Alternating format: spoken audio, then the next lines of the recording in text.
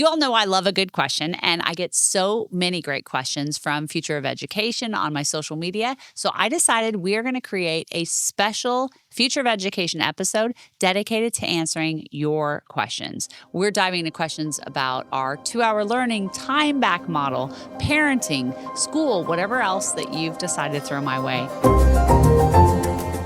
Welcome to the Future of Education podcast, hosted by Mackenzie Price. Mackenzie is the founder of a revolutionary new school model that's disrupting education through AI. Join us as we discuss the latest in education innovation. So if you're not already following me on Instagram, go ahead and do that right now. It's Future of Education, and you can be part of the next Q&A. All right, here's the first one. At g.depalmademers, that's quite a name. I love that last name. Depalmademers asked the question, how did you start your very first school? Did you have any money to do this? So this is an interesting question. We actually did a podcast episode probably a year and a half ago with my co-founder. My co-founder's name is Brian. He is really the person who led the charge on the school. And the way that we started our first school was out of an Acton Academy school. Acton Academy is a network of schools. They're all over the world.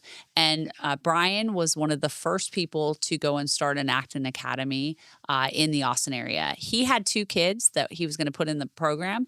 I met with him. I got connected via a friend who we had in common, said, I know you guys are each interested in doing something different. I said, okay, great. I got my 2 girls. He's got his 2 kids. And from there, we went and found a total of 12 other students from probably 9 different families who were interested in doing this program. Now, back then, what we did was it was a private school. So it was a tuition-based model. We were doing it super, super, super cheap.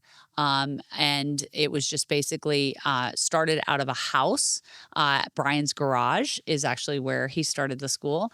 And we did that. Over time, what happened is we started growing more and more parents. We left after the first year. We left the Acton Academy system and started it as a separate school completely that had nothing to do with Acton. Here's what I would generally say. If you are somebody who's thinking about starting your own school, it is challenging. There's going to be a lot that you have to do, but it's not as hard as you think. Here's the biggest advice that I would give is go find other like-minded families who are interested in something different and say, let's come together and figure out what is the philosophy, what do we care about? And here's what we decided at Alpha School, and this has been true from the beginning. We've always felt that kids are limitless.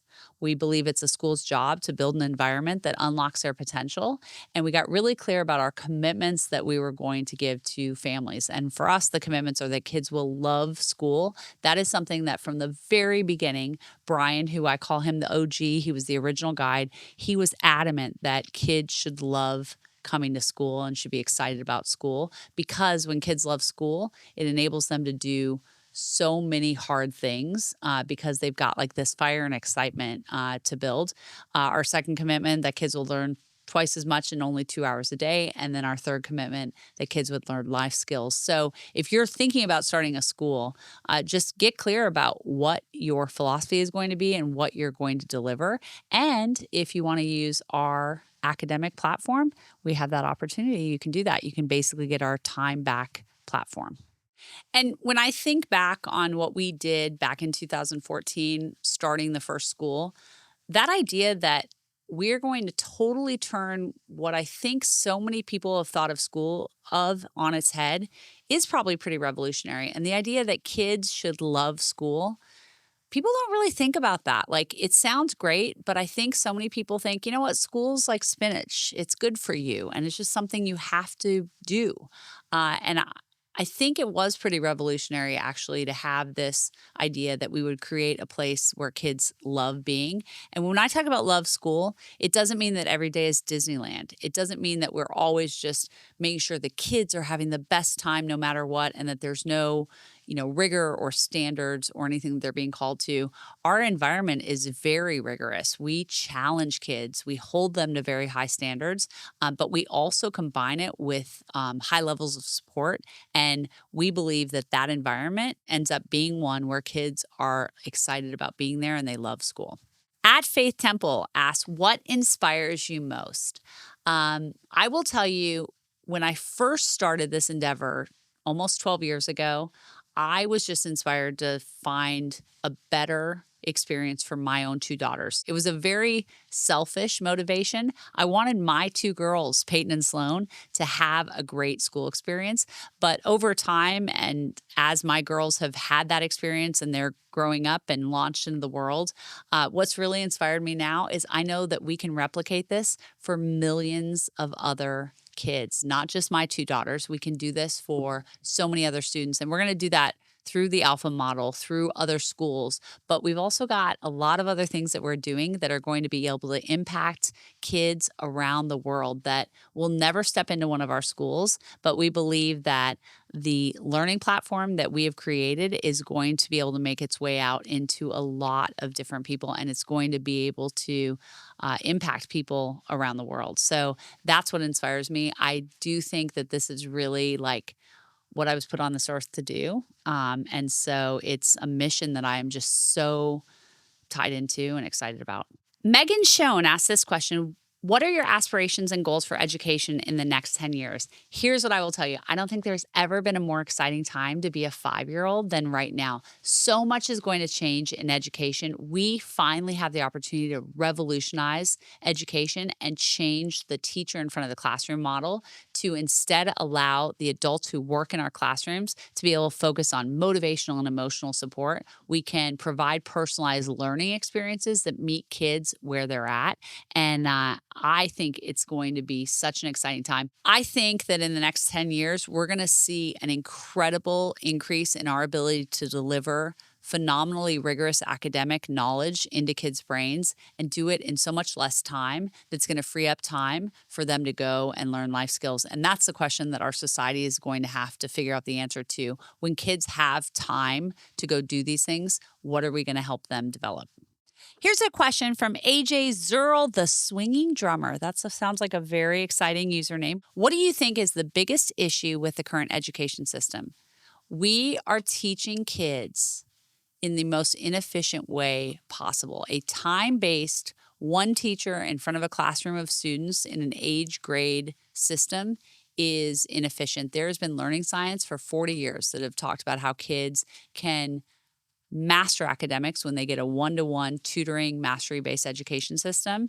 And we haven't been doing that. We finally have the opportunity with AI to provide that learning environment. And I am excited for our education system to change. We are not going to replace teachers, to be clear, but teachers will have a different role in the classroom. At Charlie the Mini Palm asks this question: do you allow smartphones at your schools? Why or why not? Here's the story on smartphones. We do not allow phones in kindergarten through 5th grade. There's no phones anywhere during the day with our students. Starting in middle school, what we want to do is start helping kids learn how to use these phones as tools. So they check their phones in the morning for academic time, and then they have the ability to earn privileged time on their phones in the afternoons and using it for the right way. At high school, if they show that they can't manage their phones responsibly, then they have to turn them in. So our guides work with our students on a daily basis to understand how are they using their phones and are they being a distraction or are they being a tool for good? And if they're a distraction, they take away. But we want to teach kids how to use these phones well and as a good tool. But overall, I think that we have been pretty ahead of the curve when it comes to phones in schools. We believe that, phones are often a distraction, and what we need to do is help our kids focus on learning how to maintain focus and how to get their academics done, and then learn how to use phones as good tools later. So our kids will check their phones in the morning. At Jen Franco Diaz asks this question: how do you augment networking and social skills in such a small school? Here's the thing about that question. I think everybody thinks that socialization is equated to quantity. And I actually have a very different attitude about it. I actually think that quality is way more important than quantity, and also actually teaching kids skills around relationship building and socialization that you don't necessarily get. So this is a very common question that parents will say, hey, I've got my student in, a school with 300 kids, and that must be better than a school with 20 kids. And my answer is not necessarily. In our environment, what we do is we help kids learn skills around socializing, how to interact with each other, their peers, how to interact with adults in a way that is helpful. And then, relationship building. Relationship building and socialization is one of the core life skills that we teach. And there are so many ways to help kids become adept and successful at that stuff. And I actually think traditional school doesn't really do that. They kind of throw kids in and say, good luck. I hope you figure out how to swim in the deep end of the pool. I hope you find your place in the pecking order. And I think there's a lot of things that could be done better in that. And so what we find is our students are so excited about having a much, much richer social experience, even though it might be smaller. And Rue, Texas asks this question, do you teach foreign language? This is a very common question we get. Here's the answer is at high school, our kids all take the 4 years of foreign language that they need in order to be able to get into college. Then we also have other opportunities in middle school and elementary school where kids can learn foreign language, but it's always part of some sort of bigger thing that they're doing. So for example, we had a bunch of students who went to Poland to train Ukrainian refugee students on our time back to our learning platform. And one of the things that our students had to do was they had to take some basic Ukrainian so that they could be able to converse with a kid their age in that subject. I do think that in general, in K through 6, foreign language is not particularly helpful unless you're learning it in an immersive environment. And so it's not something we do a lot of focus on in K through 6. That said, we do after school programs with foreign language. We got another question from Andrew, Texas that says, do you teach history in class? And so, yes, the answer is we absolutely teach history. We teach a lot of our history through reading comprehension in elementary school. And then, of course, in high school, students are taking AP US history, AP world history, European history, those types of courses. But we find that you can teach so much of history through reading. And that's where we do a lot of it. We get another question. Aaron O. Dionisio asks this question. Do your students read books? This is always such a common question because they think, oh, kids are on computers. Do they read books? Absolutely. Our kids read books. They read physical books. They read books online. They read all kinds of books. There's actually 2 aspects of reading that are really important. One is learning to read well, which you actually don't learn to read well by reading books. We have found that you can learn to read so much better by breaking it up and helping students be able to read short sentences, words, sentences, paragraphs, and longer reading comprehension stuff through apps. It's one of the reasons that very, very quickly in kindergarten and first grade, our students are reading so much faster than in traditional school environment, and our kids are 99th percentile in reading. But there's a second aspect to reading. There's learning to love to read. And learning to love to read is actually done very well through books. And we've taken it a step further. We have the ability to create content based on the interests of a student. So you take that little boy who maybe doesn't love to read, but he loves the Avengers and his best friends from his soccer team. And he and his best friends from his soccer team can suddenly become the main characters in a choose your own adventure, save the world style book that is delivered at exactly the right Lexile level, which is the reading level that a student needs. Not too hard, not too easy. So at our schools, we help kids learn to love to read and also learn to read well. If you walk into one of our classrooms, you're going to see books. You're going to be seeing kids reading books as part of their check chart progress. They're reading books as part of academics. They're absolutely reading books. But I actually think we teach reading in a way better way than traditional classrooms are doing it. Here's a question from O'Brien Kimberly A. How does your approach to education support students who are neurodiverse? This is such a common question I get. Kids who are dyslexia, dysgraphia, ADD, ADHD, they're on the spectrum. And here's the answer of what our schools do. Our schools are able to provide a phenomenal personalized academic learning plan that hits so many of these kids exactly where they need to be. It gives them the ability to have visual and auditory support as they're learning. They can go at the timing that they need to be able to learn.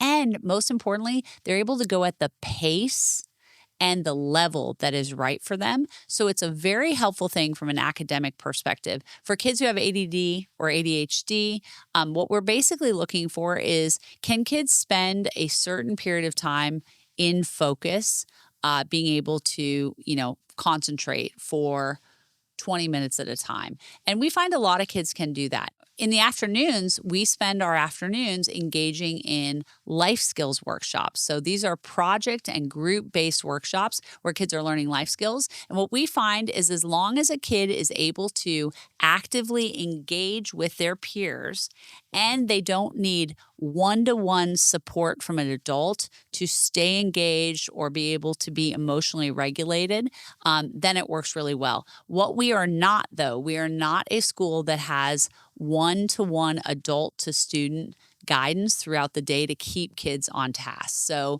if a student needs that level of support to be able to stay on task or to be able to stay emotionally regulated, or kind of in control, then it doesn't work great. Here's another question. We are getting so many questions about, where are we coming to? What are the locations and how are we going to be expanding? And I've had questions from everywhere, from, are you opening in Seattle to New Jersey to across the world? So you can continue to be on the lookout, because we are going to expand. The other thing that we're going to be doing is we're going to be expanding our other schools that we have besides our Alpha School. We have all kinds of other schools, and eventually those will be moving.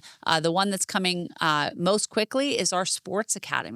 We've got numerous sports academies opening up around Texas, and we're going to be opening up nationally. Now, for those who are interested in international, I wish I had better news, but it's going to be a little while before we're going international. We're definitely very focused on the United States right now, and so it'll be a little while, but we'll get there eventually. Here's another just group of questions that I very regularly get is like, how do you go and start a school? And let me tell you the way that you can do that. So if you're interested in starting a school, you can use our time back academic model as your base for academics. And then in the afternoons, you can do whatever it is that you want to focus on. Maybe you want to focus on general life skills, or you want to do entrepreneurship, or you want to do performing arts or sports or whatever it is, you can do that. And so you can basically license our time back platform in the morning. So if you're interested in starting a school, you can take our 2-hour learning time back academic model and you can build off of that. In fact, I just visited a school in California a couple weeks ago where the woman had decided to start a school based on this. As part of the program, we do require that one of our guides comes and spends a year with you at your school. If you are interested in starting a school,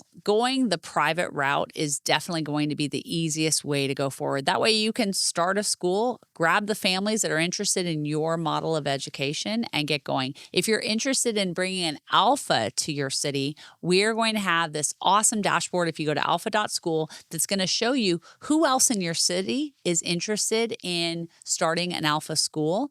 I've also been getting so many questions about our homeschool program. What is your homeschool program? Right now, we have a homeschool program called Alpha Anywhere. It's for 3rd through 8th grade students, and it focuses on the academic platform. It's the academics. We are eventually going to also offer life skills in the afternoon. So if you're interested in doing something online and maybe you don't live near us, or maybe you're a family that wants to have the flexibility of homeschooling, Alpha Anywhere is the program that we have. Here's another general question I get, which is around the cost. Risa Loves Life asks, why is tuition so high? Where does the money go?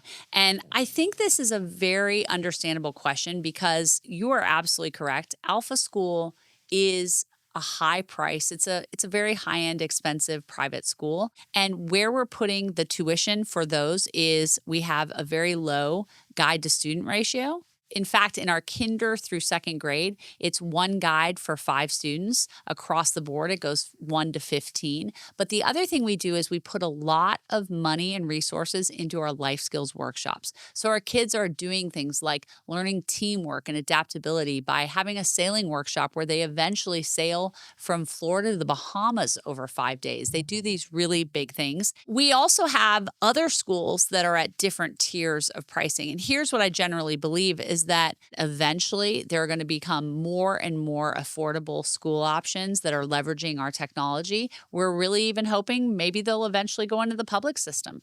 And, when we think about how to bring this model into the public system, we have tried to get virtual charter schools approved in several states. That would mean that they would be free to students. Unfortunately, we have really been hitting our head against the wall when it comes to that. We've had several rejections. It has been an uphill battle, but I believe that we are starting to make more progress, and eventually we're going to see this get rolled out to more and more families. It will become more accessible. There's one other group of questions that I love answering, which is all about our teachers. We call them guides. And one of the questions we get is, are you hiring more? And I'm going to tell you, we are hiring like crazy. In fact, I have a huge goal for 2026. I want to hire 1,000 guides to work in our schools by summer of 2026. So there's a few things that we can talk about there. First of all, how do we select these people? We go through a process. It's on crossover.com where people who are interested in working as a guide go through a lot of different things. They do have to take a cognitive aptitude test. They get to go through some exercises around showing how they would create a motivation plan for a student, what they would do when it comes to teaching growth mindset. We do a lot of different exercises to figure out how somebody would approach motivating and supporting a child while holding high standards. The big thing that we're doing at our schools is we're transforming the role of a teacher in a classroom. Instead of focusing on teaching subject material to a group of kids, our guides are focused on that one-to-one connection in terms of getting to know the kids and then helping them develop life skills. We are hiring like crazy, and we're looking for great, great people. So if you are interested in being a guide, go to crossover.com and you can see all the different positions we have. To be a guide at our schools, you do not have to have been a teacher. We do absolutely take people who were in traditional teaching environments, but we're also finding that there are so many people who are totally stoked about the idea of working with young people, of motivating and supporting them to greatness, who come from all different backgrounds. So if you are somebody who really loves the idea of working with kids, of holding high standards and providing high support, we are absolutely looking for people to come join the team. So again, if you want to apply to be a guide at any of our schools around the country, schools that we currently have and schools that will be opening, go to crossover.com and you can learn more. Here's the final question that I got that I love. How do you join me in revolutionizing education? I will tell you the list is extremely long in ways that you can get involved. First of all, the fact that you're even listening or watching Future of Education, that you're engaging with me on social media, you are part of the group that is starting to see that education can be done so much better. So thank you for being a part of that. If you want to come work with me on what we're doing, we have so many different things that we need help with. So you can go to crossover.com and see all the different job listings that we have. If you're interested in sending one of your kids to one of our schools, go check out the schools that we have. We've got Alpha schools all over the country. If you live in Texas, we've got a lot of schools in our area, and come see what that's all about. We're hiring learning scientists. We're hiring coders and developers. We're hiring people who work with students. There are so many different ways to get involved. The other thing that is so helpful is when you share what the future of education looks like with your network, that is super helpful. So I love when I see you share posts on Future of Education on Instagram, or you tweet about it, or leave a podcast review for Future of Education. I think the big thing is just getting the word out that there is a better way to do school, and that kids should love school, and that they should be able to crush their academics and have time back to go do all these fun things and learn life skills. Okay, so that was a very, very quick dive into just some of the questions that I get on a regular basis. I will do another one of these episodes soon. And here's my puppy. He says goodbye, and he's wearing booties because his paws are broken. Thanks for listening to Mackenzie Price and the Future of Education podcast. If you haven't hit that subscribe button, now is the time to do it so you can stay up to date on all our episodes. You can connect with Mackenzie on social media and be part of our daily conversation over on Instagram at futureof_education. For more info about the show and our guests, you can always visit futureofeducationpod.com. Lastly, if you're loving what you're learning, please leave a review wherever you listen to podcasts. We'll be back in your feed soon, but until then, remember, kids are limitless, and it's our job to unlock their potential.